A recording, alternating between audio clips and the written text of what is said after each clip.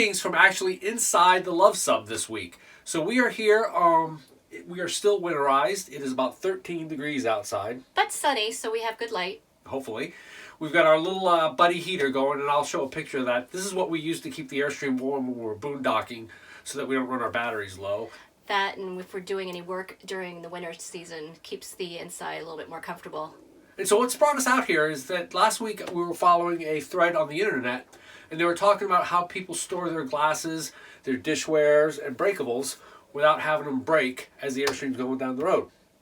So we thought we would kind of show you guys how we do it. Yes, and we've had about everything happen, from things falling out of cabinets and dishes breaking and all that sort of stuff. So it's just been trial and error for us to see what works for us. But over the course of 17 years, I think we've got a pretty good system down pat, and we're going to show you that. Make sure you click here to subscribe, and let's get right into it. What do you say? Sounds good. So we're going to start with the dishes, and the dishes that I have used most often throughout our Airstreaming adventures has been the Corelle and the melamine, and I do use ceramic here and there.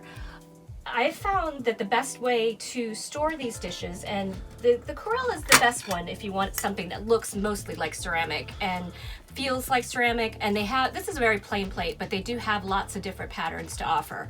The only problem with Corelle, even though it is not break proof, but it resists breaking, break resistant, is when it does break, it will break into a million different shards, microscopic shards.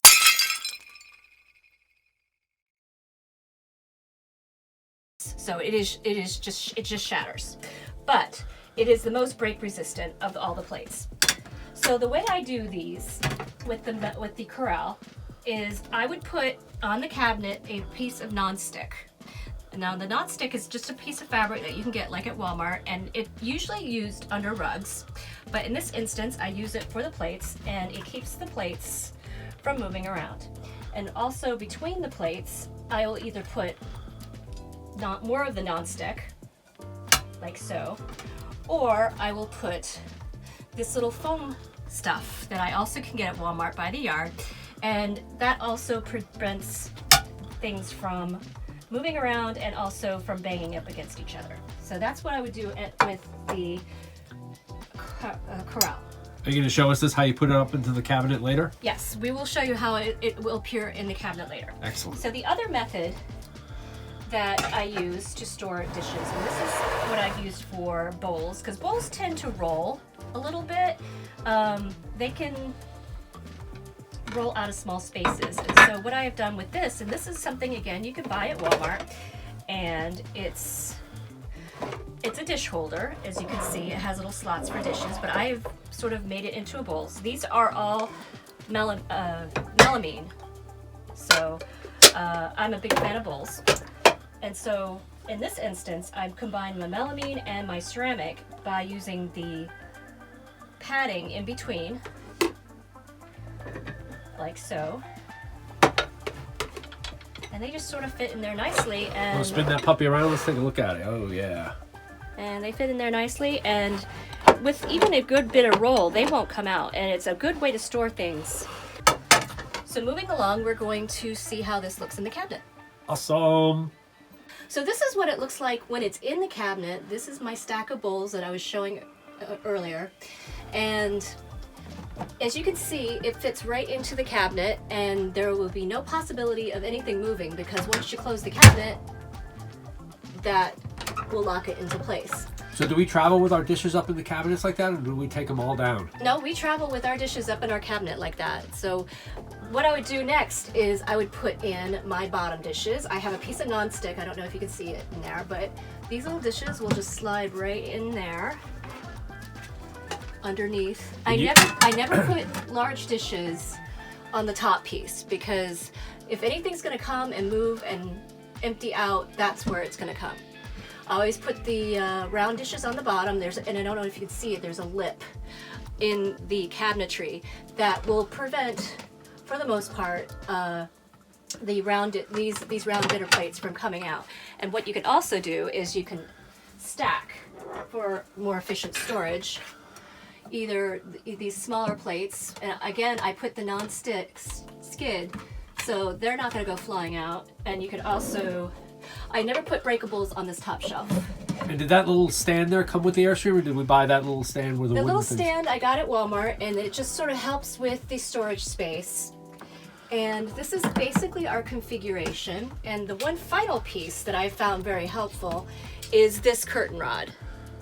And that is mainly to keep the top pieces from coming out during motion. See if you can push it in there just like that.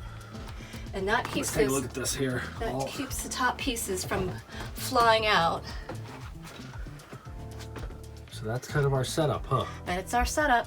I might even stack a few more bowls here or add some more stuff up here, but that's basically our setup for our dishes. And as you can see, it closes and locks.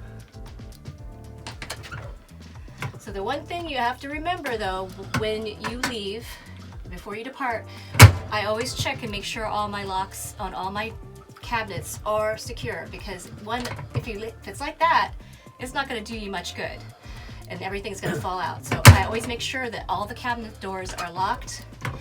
And also when I open up the cabinets after a trip, I do so very slowly.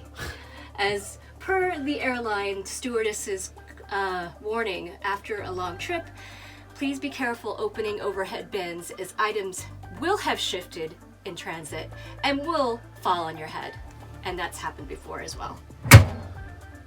Excellent. So what are we going to look at next? We're going to talk about glassware. Awesome. We tend to like nicer glassware, and so I have found that these little packing cubes have been very, very nice in storing nice glassware and keeping things from breaking and knocking around. I got this particular pattern. I made these myself. Really? Yes, I made these myself. These are just some scrap remnants from Walmart, and if you see these little pieces in between, that's basically this foam right here, and I just made a little sort of pillowcase for it so that it looked nice. And so I can hopefully find this pattern on Pinterest, and if I do, I'll put a link in the description. So, but here we have coffee mugs.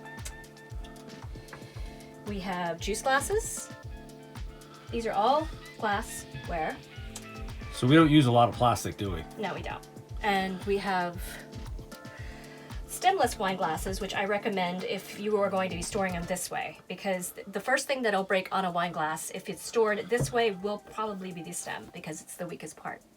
So these are all our wine glasses, and these are all stemless wine glasses. So the other thing that this packing cube has been very handy in storing has been our little soup bowls that we like to use. They're little ceramic soup bowls. And if you want to get a little closer, I'll show you how we store them in these little packing cubes. We start with the bottom pieces.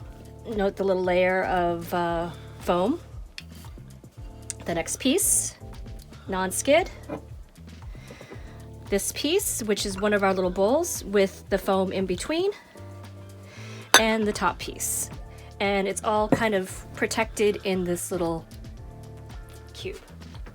So we can also use the cube for beer glasses. It's a nice height so that the beer glasses are all protected. And the next thing, we are over the age of 21, by the way, in case you're wondering. yes. So this is a great way to store your glassware, and we'll show you how it looks in the shelf. So the other way that we like to store our glassware when we want something nicer is this little glass suitcase. Oh, sweet. So who's that from? This is from Riedel. Or technically pronounced Riedel. Riedel. Fine Austrian stemware. And when we want something really nice to celebrate with, we have this nice wine suitcase, which you can actually have a stem in your wine glass. This is called glamping, by the way, just in case you're wondering. Sometimes you just need to glamp out, and that's what we like to do on occasion. So. And so these have these foam padding between each one, just like these have on our packing cubes, and it just closes up and zips up. And normally where we put this is under the fridge in this cabinet here. And I have never broken a wine glass ever using this case. It's about as protected as it got. So let's move over to the cabinet. All right, as you can see, these are our two little packing cubes, and one of them holds all our little stemless wine glasses. One of them holds coffee mugs, juice glasses, and just miscellaneous glassware. You can also see that you have some additional room, and you could put in a thermos mug, or this would be a fairly safe way to store a beer glass too, because you gotta remember your beer glass is up against your thermos glass and is up against a nice soft piece of cloth. So you can see how closing up, it looks pretty secure. So that's basically how we do things. This has worked fairly well for us. If you have a different method that works good for you, please comment below. We put out new content every Tuesday, and if you like this video, please give us a thumbs up and subscribe, and we'll see you down the road.